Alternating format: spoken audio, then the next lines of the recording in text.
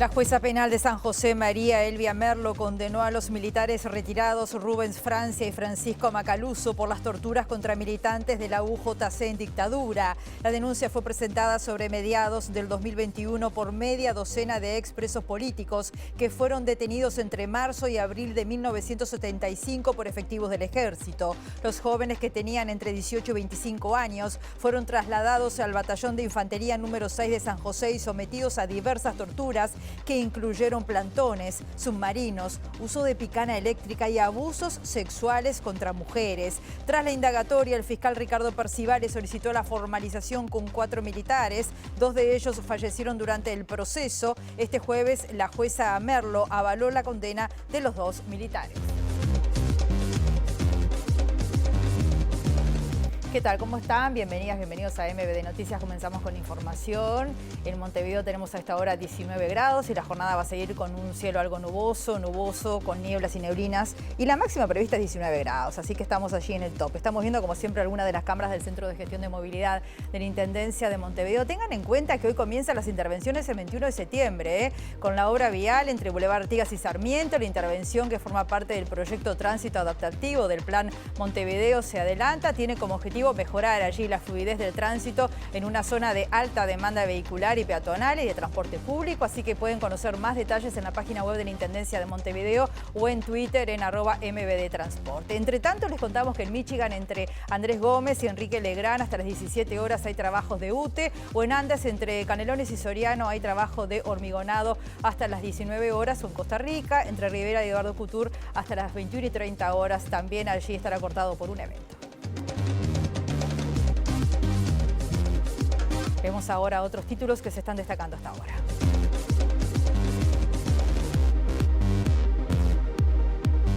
El pedido de desafuero del senador Gustavo Penades ya ingresó al Parlamento. Los coordinadores de las bancadas definirán cómo será el tratamiento del asunto en la Cámara Alta. La abogada Soledad Suárez del consultorio jurídico de la UDELAR, que representa a 5 de los 8 denunciantes del senador Gustavo Penades, aseguró que casi todas las víctimas eran adolescentes, pero que la edad mínima de uno de los jóvenes es un dato muy fuerte. OCE informó que, a pesar de las lluvias de los últimos días, quedan 20 días de reservas de agua potable y existe preocupación por la calidad del agua, ya que aumentaron los niveles de cloruro y sodio del agua extraída. La mesa representativa del PIT-CNT evaluará el próximo 8 de junio la posibilidad de realizar un paro por educación y rendición de cuentas. La propuesta fue presentada por la Asociación de Funcionarios de la Universidad de la República.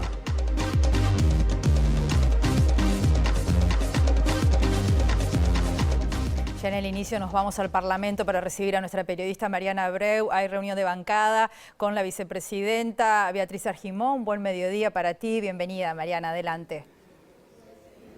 Buen mediodía, Rosina, el saludo para todos. Así es, como veíamos en titulares, ayer ingresó aquí al Parlamento el pedido de la justicia de desafuero del senador del Partido Nacional, Gustavo Penades, investigado por presuntos delitos sexuales contra menores. Y lo que hay aquí, como bien decías también, es que la vicepresidenta Beatriz Argimón está reuniéndose en estos momentos con los coordinadores de bancadas de todos los partidos políticos que tienen representación en el Senado para ver cómo se da trámite a este desafuero. Según las diferentes fuentes políticas, los votos están para votar el desafuero de Penades. Recordemos que es por mayoría especial en la Cámara de Senadores, pero lo que resta definirse es cómo va a ser este trámite, si va a pasar por la Comisión de Constitución del Senado o, bueno, se va a aprobar directamente en el plenario. Eso es lo que se está definiendo a estas horas, así que, bueno, vamos a estar comentando las novedades. Recordar, antes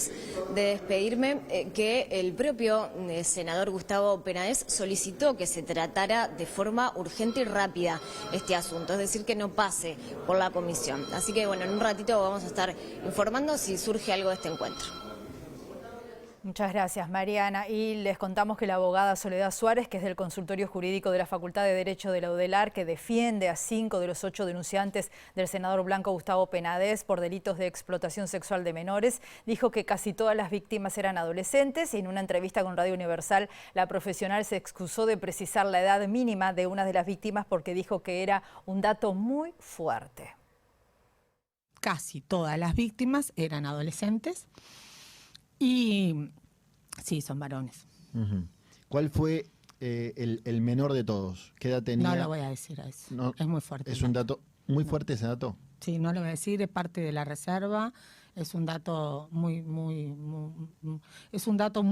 propio. Yo perjudicaría a la víctima en cuestión y al imputado. Y la verdad no tengo esa intención. Perfecto. Aunque me endilguen intenciones 2x3, no la tengo. No quiero salir a decir cosas. Yo, Soledad Suárez, salir a decir aspectos o cosas de Penades que sean innecesarias y perjudiquen. Igual yo no te pedía una opinión sobre Penades, sino sobre qué edad tenía la víctima. Bueno, pero ahí no son inferencias. Las edades impactan en la sensibilidad de la población respecto a los hechos. ¿Pero era niño o era adolescente? Yo te dije algo ya. Casi todos eran adolescentes. Una noticia que se acaba de confirmar, lo acaba de confirmar MBD Noticias, el acto de reconocimiento sobre la responsabilidad del Estado por el crimen de las muchachas de Abril y las desapariciones de Luis Eduardo González González y Oscar Tassino se va a realizar el próximo 15 de junio a las 17:30 horas en el Parlamento. Así lo acordaron representantes del Poder Ejecutivo y de las familias de las víctimas. La ceremonia de reconocimiento va a ser encabezada por la vicepresidenta de la República, Beatriz Argimón, y en principio no contaría con la presencia del presidente Luis Lacalle Pou. Este acto de reconocimiento es uno de los puntos establecidos en la condena dictada por la Corte Interamericana de Derechos Humanos contra el Estado uruguayo en relación a estos crímenes. Vamos a ampliar esta información en nuestro informativo de las 19 horas. Entre tanto, les contamos, vamos a cambiar de tema, que OCE informó que a pesar de las lluvias de los últimos días, quedan 20 días de reserva de agua potable. Además, hay gran preocupación por la calidad del agua, ya que aumentaron los niveles de cloruro y de sodio y esto podría llegar a ser más complejo la mezcla para potabilizar. OCE informó que las lluvias del fin de semana lograron detener, digamos, esa baja fuerte que se estaba dando en Paso Severino, incluso que ganamos algunos metros cúbicos en estos días. No obstante eso, si la situación permanece incambiada, habría reservas para 20 días más, o sea, una situación muy parecida a la que teníamos hace 2 semanas con el informe anterior. También es importante poder sostener, según nos informaba OCE, poder sostener los resultados en términos de calidad de agua dentro de los parámetros del Ministerio de Salud Pública, y allí es muy crítico la calidad del agua de aguas abajo, porque recordemos, están haciendo una mezcla entre aguas abajo y aguas arriba, y bueno, también han detectado en estos días algún incremento en lo que tiene que ver con cloruros y sodio de la toma de aguas abajo, lo que puede también complejizar los términos de mezcla. Hoy teníamos una relación, digamos, en estos días anteriores de un 70-30 de aguas abajo y aguas arriba. Eso puede implicar que estos niveles de cloro y sodio, que tengamos que tomar más agua de aguas arriba para poder sostener los niveles del Ministerio de Salud Pública. OCE también informó que un pozo analizado en el Hospital Militar podría servir para abastecer el centro de salud. También se mostró preocupación por la detección de unos 26 puntos relacionados a la atención en salud que necesitan agua potable, de los cuales hasta el momento están pudiendo atender a unos 10, principalmente hospitales. A su vez, a través del teléfono 092-250-260, que recibe denuncias de pérdidas de agua en veredas o la vía pública, OCE pudo procesar la mitad de los reportes y el 10% de las fugas, que representa unas 326, ya fueron reparadas. La mesa representativa del PIT-CNT va a estar evaluando el próximo 8 de junio la posibilidad de realizar un paro con características a determinar por educación y rendición de cuentas. Según fuentes de MBD Noticias, la propuesta llegó desde AFUR, el gremio de funcionarios de la Universidad de la República, y de aprobarse sería el 4º paro general en lo que va del año, si es que es general el paro. Esta semana la Central Obrera realizó una movilización por la crisis hídrica junto a la Federación de Funcionarios de OCE. El secretario general de la Organización Nacional de Asociaciones de Jubilados y Pensionistas del Uruguay, ONASPU, estamos hablando de Sixto Amaro, dijo que no hubo respuestas del ministro de Trabajo al planteo de incremento de jubilaciones mínimas. Amaro aseguró que hay jubilados que pasan hambre y que hay 140.000 que ganan 17.200 pesos. Trayendo una primera partida de 1000 bidones que se están entregando hoy a ONASPU. ONASPU se va a encargar de lo que es la distribución en los complejos habitacionales de jubilados de BPS. Esto es una primera partida, la semana que viene seguramente hagamos una segunda partida. Y bueno, esto lo que nos decían hoy las autoridades de ONASPU es poder llegar a unas 2.800 personas jubilados en Montevideo.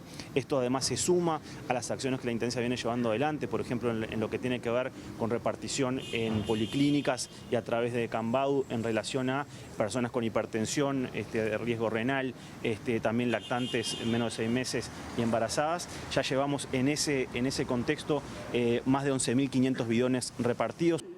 Desde ONASPU se valora especialmente esta entrega porque está destinada a los jubilados y pensionistas que perciben ingresos menguados. La logística se va a llevar adelante de acá desde la ONASPU. Bueno, los recibimos con alegría, con mucha emoción, porque a quienes les va a llegar es esa gente que nos manifiesta permanentemente, que viene a ONASPU, que nos llama, diciéndonos que se les está haciendo muy difícil poder comprar el agua, ya que sus ingresos son menguados. Esta no era la nota prometida, pero ya aprovechamos a contarles que la Intendencia de Montevideo hoy inició la distribución de agua potable, por supuesto que embotellada, envasada. Estamos hablando de 1000 envases a la ONASPU. Es una primera entrega que va a seguir en los próximos días. De esto también estaremos hablando más adelante. El PIT-CNT realizó una movilización este miércoles en defensa del agua que culminó con una oratoria frente a Torre Ejecutiva. Federico Kramerman, que es el presidente de FOSE, reclamó que el gobierno diga con claridad a la población los parámetros que surgen de la medición de la calidad del agua de OCE y que también informe que las lluvias pasadas fueron totalmente insuficientes.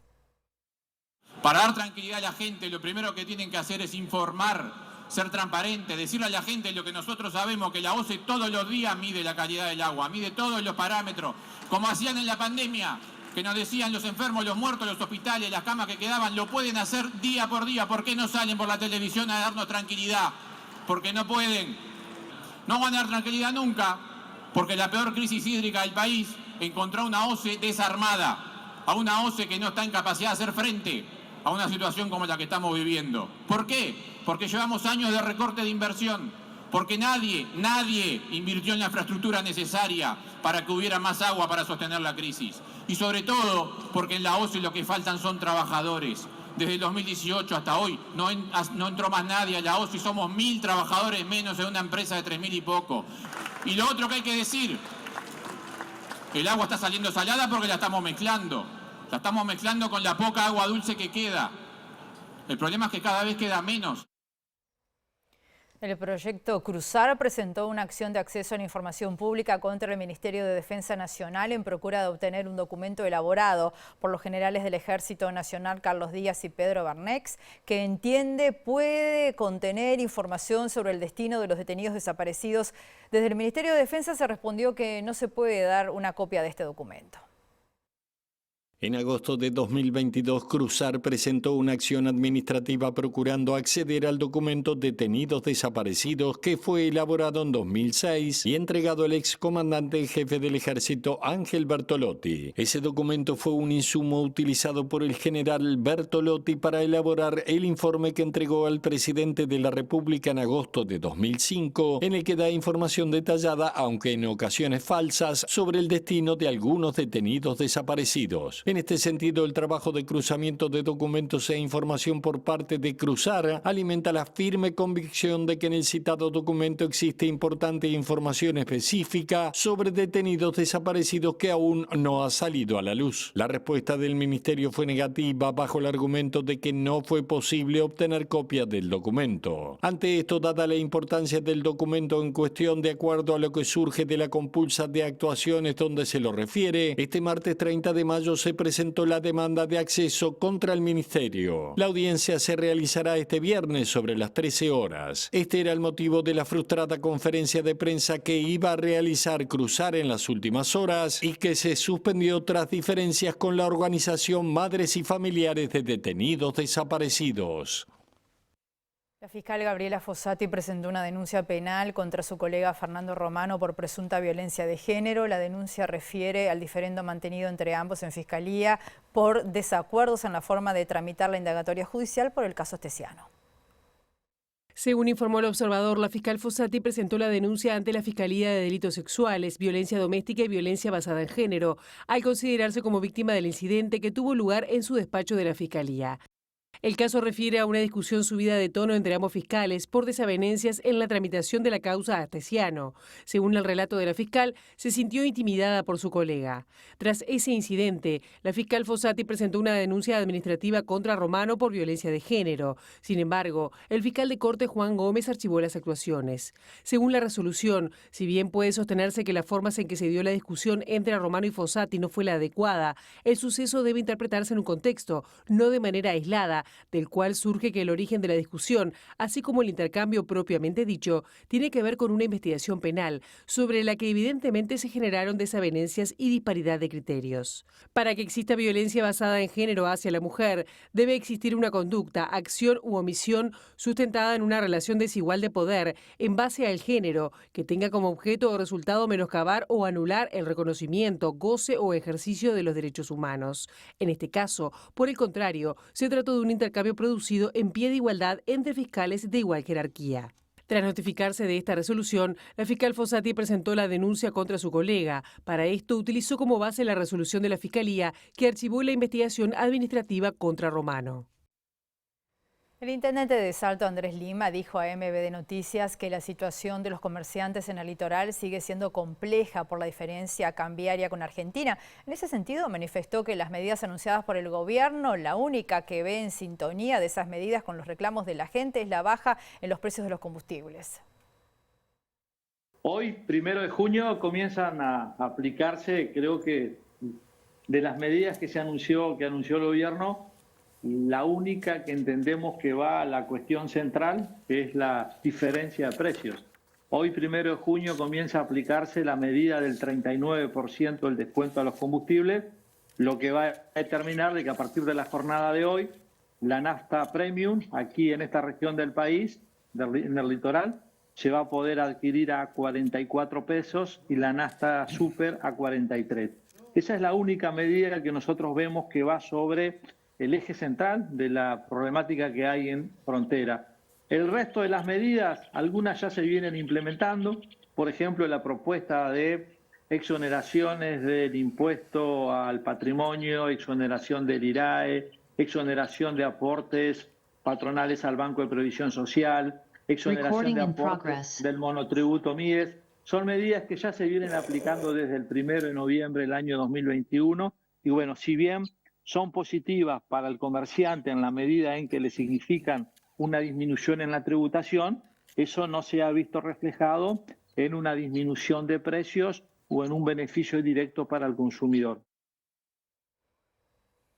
Nos vamos a San José porque decíamos al inicio del informativo que la jueza penal de ese departamento, María Elvia Merlo, condenó a los militares retirados Rubens Francia y Francisco Macaluso por las torturas contra los militantes de la UJC en dictadura. En este tema estuvo y está trabajando nuestro periodista Luca Veloz. Buen mediodía, Luca. Adelante, bienvenido. Buen mediodía, Rosina. Lo decíamos en condicional. Sí, la jueza ya dio lugar a las pruebas que presentó la Fiscalía. De hecho, estamos en un cuarto intermedio de esta audiencia, la última audiencia donde la jueza de segundo turno en lo penal de San José va a dictar la sentencia contra estos dos exmilitares. Estamos hablando de Francisco Macaluso y Rubens Francia.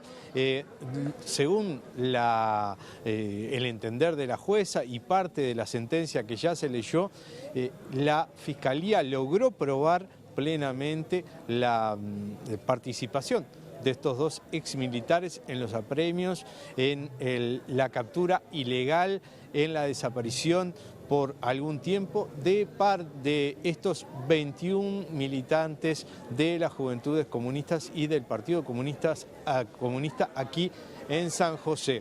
Hay una compás de espera porque la jueza va a dictar sentencia sobre el pedido de la Fiscalía. El pedido de la Fiscalía es por tortura, por apremios y por privación de la libertad. La jueza todavía no ha dictado por cuál de esos delitos va entonces a condenar a estos dos represores, ex militares. La Fiscalía pidió de lesa humanidad una pena de 12 años para ellos. En minutos nada más vamos a estar entonces compartiendo, ingresando nuevamente a la audiencia para terminar de escuchar el veredicto de la justicia. Más temprano, hace un ratito, estuvimos con Jorge Frones, una de las víctimas y declarantes en esta audiencia, uno de los testigos. Hay que decirlo, que la defensa intentó desarticular el testimonio de las víctimas, diciendo que eran víctimas y parte, además que no estaba probado que tanto Macaluso como Francia hubieran sido parte de las torturas. Sin embargo, repetimos, de los testimonios y de los documentos propios del ejército surge, según la sentencia de la jueza, que participaron. Vamos a escuchar lo que nos decía Frones y también otra de las víctimas, otra de las testigos, Ana Espinosa. Todo se inició el 27 de junio de 2020, cuando se hizo un acto en la plaza, y de ahí empezamos a conversar y vimos la posibilidad de hacer la denuncia y lo hicimos, ¿no? Además de colocar una placa en el cuartel diciendo que allí se había torturado y violado los derechos humanos. ¿Estaban en contacto ya o se reunieron a partir de ahí de 2020?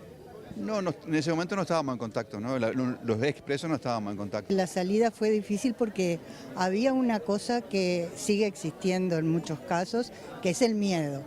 El miedo a hablar con nosotros. Nosotros éramos personas que estábamos marcadas indudablemente, y a partir de eso no encontramos lugares, salvo de compañeros, donde integrarnos rápidamente. Este juicio, con el procesamiento de los acusados, va a demostrar que se torturó, que hubo malos tratos y que las falacias que levantaron quienes detentaban y que aún detentan el poder se cayeron. Decimos, continuamos aquí esperando entonces que la jueza dicte la sentencia definitiva. La defensa de los dos exmilitares tendrá también un espacio para apelar. Allí tiene unos días, según lo dice la ley.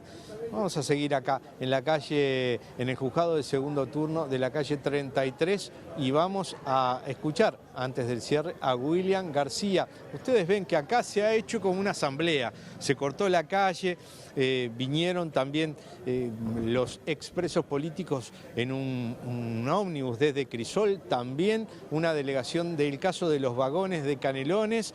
Vamos a escuchar lo que decía William García y nos quedamos para el resto de la sentencia.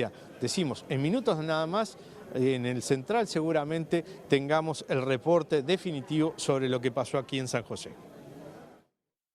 Bueno, esto es un camino que no termina hoy, continúa. Es un camino hacia la verdad, la justicia y la memoria. Más que nada, la memoria, para que no quede en el olvido, para despertar interés en las nuevas generaciones, por lo que todos nosotros hemos pasado, que no queremos que pase en ninguna parte del mundo ni en nuestro país. Yo lo que quiero dejar claro es que hay que tirar abajo definitivamente la teoría de los dos demonios y que el pueblo uruguayo sepa que hubo miles y miles de personas que cayeron presas por sus ideas. Entonces, cuando hay mucha gente que quiere reflotar, incluso desde partidos tradicionales, el tema de que acá fue una guerra entre los tupas y los militares, es mentira. Los tupas estaban desde el 72 presos y el golpe fue en el 73. Quiere decir que toda la gente que cayó de estudiantiles, militantes gremiales y sindicales eran inocentes. Hacemos una pausa muy breve, volvemos enseguida.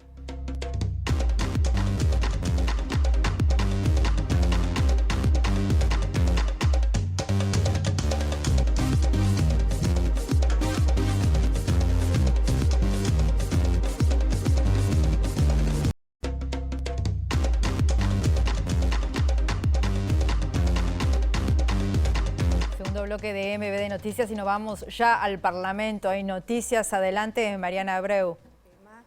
Lo dijimos y lo vamos a seguir diciendo, muy especial. Y todas las bancadas, en primer lugar, están contestes a levantar el desafuero. Planteamos 3 tipos de posibilidades. Dar un informe in voce quien habla y votar en un plenario, en virtud que el propio senador, del cual se solicita el desafuero, digamos, se allanó, ya ha manifestado públicamente que nos solicita especialmente un rápido diligenciamiento. En segundo lugar, dar un pasaje a la comisión respectiva, que es asesora, porque como ustedes saben, las comisiones en el Parlamento nos asesoran, pero el plenario es quien decide. En este caso, especialmente va a ser la Cámara la que defina, y bueno, y allí les propusimos, visto la delicadeza del tema y las urgencias que tenemos en este tema, para que se lleve adelante rápido la solicitud de la fiscal, estaríamos el mismo martes enviando el proyecto a la comisión. Ese mismo día habría un cuarto intermedio para que la comisión, los miembros vean el expediente allí y definan. Y volvemos enseguida y de esa manera el propio martes ya definir. O de lo contrario, la tercera opción, que es el pasaje a comisión y que la propia comisión defina sus tiempos. ¿Cuál se resuelve? La bancada del Partido Nacional, si me permiten, había definido que lo quería hacer cuanto antes. La coordinadora del Partido Nacional así lo trasladó. El Frente Amplio solicitó la posibilidad de que fuera en comisión. La coordinadora mencionó que no estaba en condiciones de contestar el tema de poder hacerlo el mismo martes. Así que quedamos en esperar la contestación del Frente Amplio, según se nos dijo. Amplio, para lograr los 2 tercios, para tratarlo urgentemente, es lo que define la respuesta. Exactamente. Tratarlo en una sesión extraordinaria como grave y urgente no estaría teniendo los votos del Frente Amplio. Sí, eventualmente la segunda opción que propusimos puede ser lo que concordemos se va a realizar el próximo martes, de forma de el mismo martes definir la situación. ¿Usted como presidenta qué prefiere? Miren, acá hay un tema institucional que me interesa mucho y tiene que ver con definir rápidamente un tema tan sensible. Por lo que, por eso hice las 3 propuestas en ese orden, en términos que, bueno, podría tratarse rápidamente, en virtud que todos los partidos ya nos habíamos manifestado y que además el propio senador se allanó a que esto se tratara rápidamente. ¿Hay temor de que haya interés político en la discusión, en el debate? No lo manifestaron ninguna de las bancadas. Bien, estamos viendo lo que está diciendo a esta hora entonces la vicepresidenta de la República, Beatriz Argimón, a propósito de este proceso que se acaba de iniciar de desafuero del senador Penades. Todas las bancadas están de acuerdo en votar el desafuero, decía recién la vicepresidenta. El martes va a ser un día clave. Vamos a seguir, por supuesto, ampliando esta información a las 19 horas y en nuestras redes sociales a lo largo de la tarde. Ya nos despedimos, que pasen muy bien, nos encontramos mañana.